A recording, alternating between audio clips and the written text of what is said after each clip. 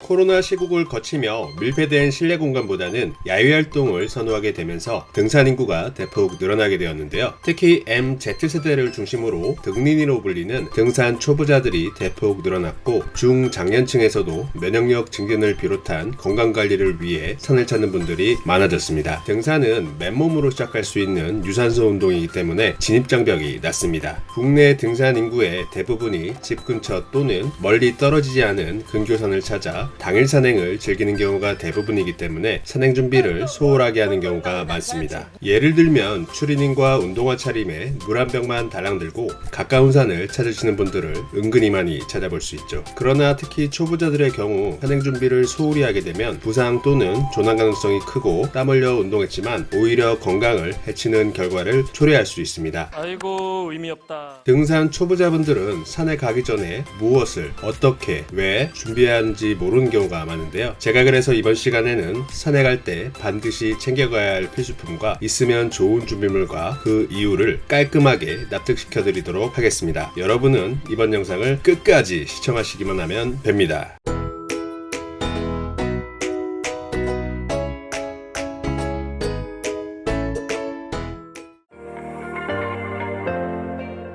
이번 영상에 안내되는 준비물은 겨울철을 제외한 3계절에 흔히 동네 뒷산 또는 집에서 멀지 않은 근교산에서 2시간에서 4시간 이내에 끝날 수 있는 산행을 기준으로 말씀드리겠습니다. 겨울 산행은 복장을 비롯하여 나머지 3계절 대비 준비해야 할 체크리스트가 많기 때문에 추후에 별도로 영상을 제작하여 올려드리겠습니다.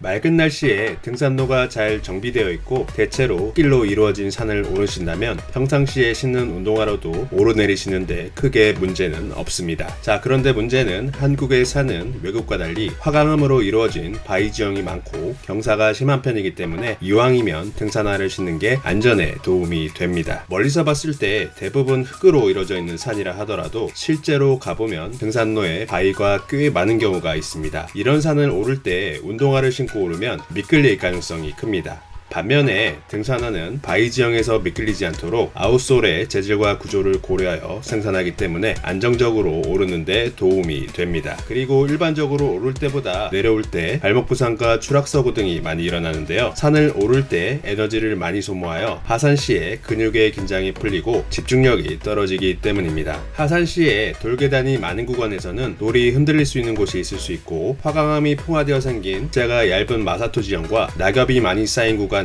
미끄럽기 때문에 발목 부위에 부상을 초래할 가능성이 큽니다. 따라서 발목 부위를 감싸는 등산화를 착용하는 것이 부상을 예방하는 데 도움됩니다. 또한 돌이나 나뭇가지 등에 부딪히더라도 호우 부분이 발을 보호해주고, 밑창과 중창이 운동화 대비 두껍기 때문에 바닥면의 충격을 흡수하여 운동화 대비 발에 전해지는 피로감이 덜합니다.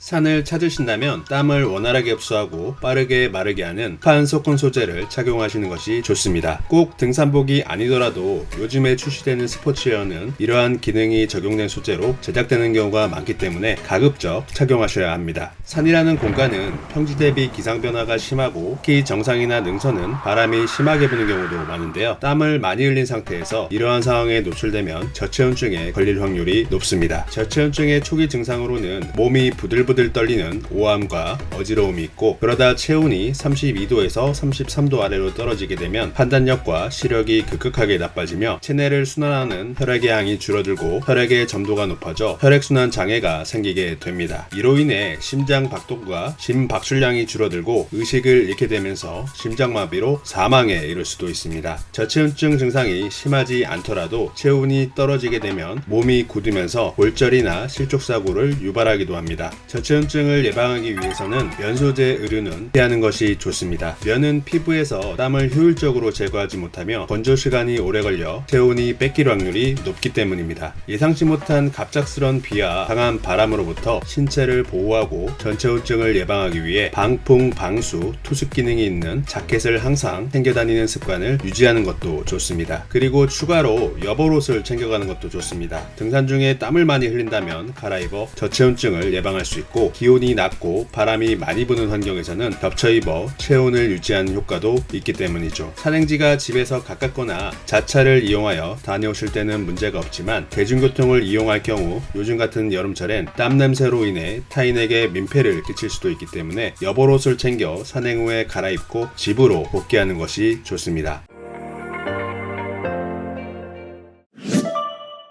운동 효과를 높이고 탈수, 탈진, 일사병 등을 예방하기 위해서는 등산 중에 물을 조금씩 자주 마시는 것이 중요합니다. 체중의 1%에 해당하는 수분이 손실되면 갈증 현상이 나타나기 시작하고, 3에서 4%가 손실되면 입안이 바짝 마르고 구토, 불안정 증세가 나타나게 됩니다. 5% 이상 손실되면 혈액순환이 원활하지 못하게 되어 유산소 운동 능력이 20에서 30% 감소하게 됩니다. 우리가 운동을 하게 되면 5에서 8분마다 체온이 1도씩 올라가고, 몸을 식히기 위해 체내의 수분이 땀으로 배출되게 되는데요. 여러분이 등산 중에 물을 제대로 섭취하지 않는 것은 비유하자면 운전 중에 자동차에 냉각수를 보충하지 않는 것과 같습니다. 그리고 일반 생수보다는 이온 음료를 챙겨가시는 것이 좋습니다. 이온 음료는 물보다 흡수가 빠르고 전해질 성분이 들어있어 근육 경련을 막아주고 신체 밸런스 유지에 도움되기 때문입니다. 요즘같이 무더운 여름철에 등산을 하다 보면 체온이 상승하여 더위를 먹을 수 있고, 땀을 통해 몸 안에 전해질 성분이 다량으로 배출되게 되는데요. 마그네슘과 칼슘이 부족하면 근육 경련이 생기게 되고, 칼륨이 부족하게 되면 심장박동이 불규칙하게 뛰게 되고, 나트륨이 부족하면 정신이 혼미해지고 헛소리까지 하게 됩니다. SNS에서 수많은 운동 인플루언서들이 공복 유산소 운동이 살 빼는데 최고라고 외치고 있지만, 등산을 할 때는 공복으로 하시면 쓰러질 수 있습니다. 러닝이나 헬스 등은 운동 후에 허기가 있으면 근처 편의점이나 식당을 바로 찾아갈 수 있지만, 산 위에서는 허기가 지더라도 오랜 시간을 버텨야 하기 때문에 에너지 공급이 원활하지 않으면 탈진할 가능성이 있습니다. 또한 다이어트 효과를 기대하기 위해서도 이동 중에 먹을 수 있는 행동식을 준비하여 주기적으로 섭취하는 것이 좋습니다. 등산 중에 에너지원은 탄수화물, 지방, 단백질 순서로 사용되게 되는데요. 탄수화물은 체내 저장 비율이 낮아 금방 소진이 되며, 다음 단계의 에너지원인 지방을 연소해야 하는데, 지방은 탄수화물이 부족하면 연소되지 않습니다. 이렇게 되면 제일 마지막 에너지원인 단백질을 사용하게 되기 때문에 요즘 여러분이 제일 무서워하는 근손실이 일어나게 됩니다. 따라서 등산 중에는 에너지바, 빵, 사탕과 같이 탄수화물류의 행동식을 넉넉하게 챙겨가 드시는 것이 탈진 및 근손실 예방과 다이어트에 도움됩니다. 우리나라의 산은 앞서 언급한 대로 바위 지형이 많고 경사가 심한 산이 많아 계단과 난간이 설치된 곳이 많습니다. 보행 안전을 위해서는 난간을 잡고 오르는 것이 좋은데요. 목재 난간은 가시가 박히게 되는 경우도 있고, 쇠난간 같은 경우엔 여름철엔 뜨겁고 기온이 낮을 땐 매우 차갑습니다. 맨손으로 만지게 될 경우 화상 또는 동상을 입게 될 가능성이 있죠. 또한 바위나 나무를 잡고 오르내려야 하는 환경에서는 장갑은 선택이 아닌 필수입니다. 더불어 코로나 시국에는 타인과 원치 않는 간접 접촉을 피할 수 있기 때문에 착용하시는 게 좋습니다. 개인적으로는 아웃도어 브랜드에서 출시된 등산 장갑보다 실용성과 가성비 측면에서 다이소에서 구매 가능한 3M 장갑을 추천드립니다. 보통 아웃도어 브랜드 등산 장갑은 3에서 5만원 정도 하는데, 몇 번 착용하다 보면 손바닥 부분이 훼손되고 분실되는 경우도 자주 있습니다. 반면에 3M 장갑은 개당 몇천원에 불과하지만 착용감과 접지력이 좋고, 혹시나 분실하거나 훼손되더라도 비용이 상대적으로 아깝지 않기 때문입니다. 산 위에서 풍경에 취해 사진 촬영을 자주 하고 GPS 어플로 길을 찾거나 지도를 자주 확인하다 보면 배터리가 금방 닳게 됩니다. 기온이 낮은 상황에서는 배터리 활성화 정도가 낮아 더욱 빨리 닳게 되죠. 산에서 길을 잃게 되거나 부상을 당하게 되면 지인과 119 등에 연락을 해야 하는데, 배터리가 없다면 상상만 해도 당황스럽겠죠. 그리고 산행 시간이 지체되어 일몰 이후에 하산하게 되면 스마트폰 플래시를 사용해야 하기 때문에 보조 배터리를 챙겨가시는 게 만일의 상황을 대비해서 도움됩니다.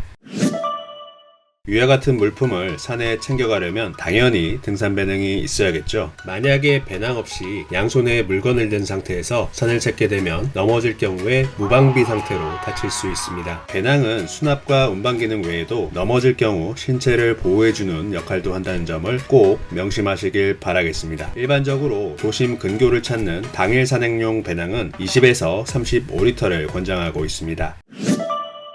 등린이분들은 동네 뒷산을 오르는데 등산 스틱을 챙기는 걸 오버액션으로 생각할 수도 있는데요. 등산 스틱은 체력을 30% 정도 아껴주고 하산 시에 무릎에 전해지는 하중을 분산시킬 수 있어 무릎 보호에 유리합니다. 특히 다리에 힘이 풀리는 하산 시에 진가를 발휘하죠.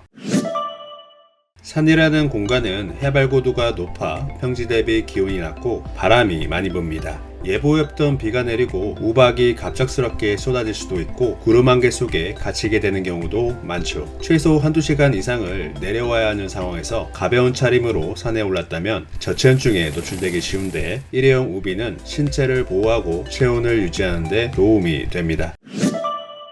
자, 여러분, 제가 핵심 위주로 준비한 등산 초보 필수 아이템 영상을 잘 보셨죠? 다른 분야도 마찬가지지만 안전사고는 늘 준비가 부족하고 방심하는 찰나의 순간에 발생합니다. 산이라는 공간은 인간을 항상 따뜻하게 맞아주지 않기 때문에 누구나 위험에 노출될 수 있는데요. 여러분의 노력 여하에 따라 등산은 건강한 취미가 될 수도 있고 평생 지우고 싶은 취미로 기억될 수도 있습니다. 앞으로도 제가 올려드리는 영상을 잘 참고하여 안전하고 건강하게 등산을 즐기시면 좋겠습니다.